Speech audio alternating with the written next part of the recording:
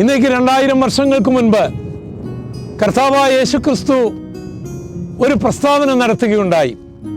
ആ പ്രസ്താവന വിശുദ്ധ മത്തായിയുടെ സുവിശേഷം 16-ാം അധ്യായത്തിൻ്റെ 18 മുതലുള്ള വചനങ്ങളിൽ ഇങ്ങനെ രേഖപ്പെടുത്തിയിരിക്കുന്നു: ഞാൻ എൻ്റെ സഭയെ പണിയും, പാതാള ഗോപുരങ്ങൾ അതിനെ ജയിക്കുകയില്ല.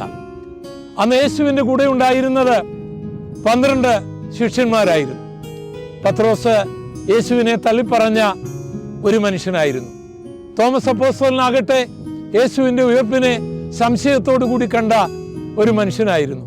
ഈ ശിഷ്യന്മാരൊന്നും ധനികരായിരുന്നില്ല, വിദ്യാസമ്പന്നരായിരുന്നില്ല, സമൂഹത്തിൽ സ്വാധീനമുണ്ടായിരുന്നവരായിരുന്നില്ല. അവർ കേവലം മുഖവന്മാരായിരുന്നു. അവരെ അടുത്ത് നിർത്തിക്കൊണ്ടാണ് യേശു പറഞ്ഞത്, ഞാൻ എൻ്റെ സഭയെ പണിയും, പാതാള ഗോപുരങ്ങൾ ജയിക്കുകയില്ല എന്ന്.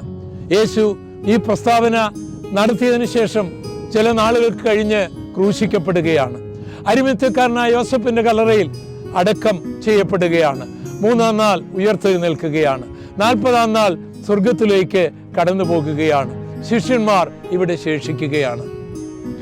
യെരുശലേമിൽ ജൂതന്മാരുടെ യെരുശലേം ദേവാലയത്തിൽ പെന്തക്കോസ്ത് പെരുന്നാൾ നടക്കുകയാണ്. പുരോഹിതന്മാർ അതിൻ്റെ കർമ്മങ്ങൾ നടത്തിക്കൊണ്ടിരിക്കുമ്പോൾ അതിനടുത്തായിട്ട് സിയോൻ കുന്നിൽ മർക്കോസ് എന്നൊരാളിൻ്റെ വീട്ടിൽ പ്രാർത്ഥനയ്ക്കായിട്ട് യേശുവിൻ്റെ അമ്മ മറിയു, പത്രോസ് തുടങ്ങിയവർ പ്രാർത്ഥനാ നിരതരായി അവിടെ ഇരിക്കുകയാണ്.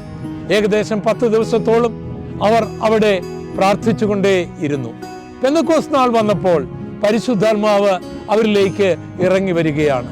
അവരെല്ലാവരും പരിശുദ്ധാത്മാവിൽ നിറഞ്ഞ് അന്യഭാഷയിൽ സംസാരിക്കുവാനായി തുടങ്ങി.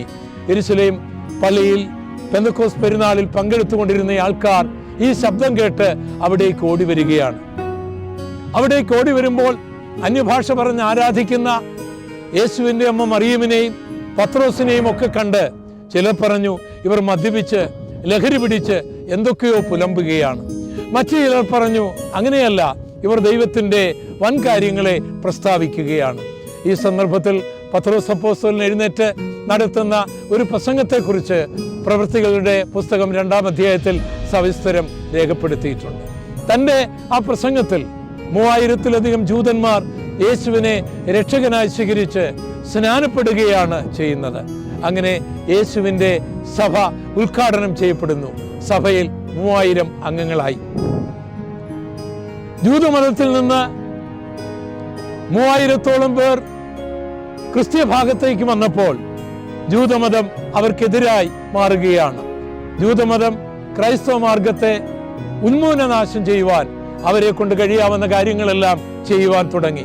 അവർ ചിലരെ മുടക്കി, ചിലരെ പുറത്തു കൊണ്ടുപോയി കല്ലെറിഞ്ഞ് കൊന്ന് പീഡിപ്പിക്കുവാനായി തുടങ്ങി.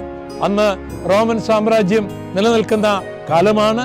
ആ ഭരണത്തെ സ്വാധീനിച്ച് ക്രിസ്തീയ പ്രവർത്തനങ്ങളെ അവർ നിരോധിച്ചു. അങ്ങനെ റോമൻ സാമ്രാജ്യം ക്രിസ്തീയ പ്രവർത്തനങ്ങളെ നിരോധിക്കുകയുണ്ടായി. ഓർക്കണം, അന്ന് ക്രിസ്തീയ സഭയിൽ അധികം അംഗങ്ങളില്ല. അവർക്ക് സ്വന്തമായ ഒരു കെട്ടിടമില്ല, പള്ളിയില്ല. ഇന്നത്തെ പോലുള്ള പുരോഹിതന്മാരോ ഭരണകൂടങ്ങൾ സഹായിക്കാനോ ഒന്നും അവർക്കില്ല. അന്നത്തെ ഏറ്റവും പ്രബല ശക്തിയായിരുന്ന റോമൻ സാമ്രാജ്യം ജൂതന്മാരെ പ്രസാദിപ്പിക്കേണ്ടതിന് വേണ്ടി അവർക്കിഷ്ടമില്ലാതിരുന്ന അവരുടെ മതത്തിൽ നിന്ന് പുതിയ മാർഗത്തിലേക്ക് പോകുന്ന ആ ക്രൈസ്തവരെ ഇല്ലാതാക്കാനായിട്ട് നിയമം കൊണ്ട് നിരോധിക്കുകയാണ്.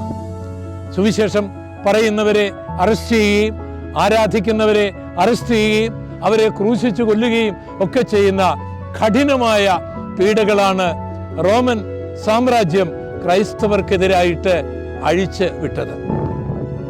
പക്ഷേ പീഡകൾ ഉണ്ടാകും തോറും ക്രിസ്തീയ മാർഗം വളർന്നുകൊണ്ടേയിരുന്നു. ഇന്ന് റോമൻ സാമ്രാജ്യമില്ല, റോമൻ സാമ്രാജ്യം തകർന്ന് തരിപ്പണമായി. പക്ഷേ ക്രിസ്തുവിൻ്റെ മാർഗം ലോകമെമ്പാടുമുണ്ട്. ഇന്ന് ജൂതമതത്തിന് യെരുശലേമിൽ ഒരു പള്ളിയില്ല, പക്ഷേ ക്രിസ്തുവിൻ്റെ സഭ ഇന്ന് ഭൂമിയിലുണ്ട്. 2000 വർഷങ്ങൾക്ക് മുൻപ് യേശു പറഞ്ഞ വചനം, ഞാൻ എൻ്റെ സഭയെ പണിയും, പാതാള ഗോപുരങ്ങൾ അതിനെ ജയിക്കുകയില്ല. ക്രിസ്തു തൻ്റെ സഭയെ പണിയുന്നത് പണം കൊണ്ടല്ല, ആയുധം കൊണ്ടല്ല,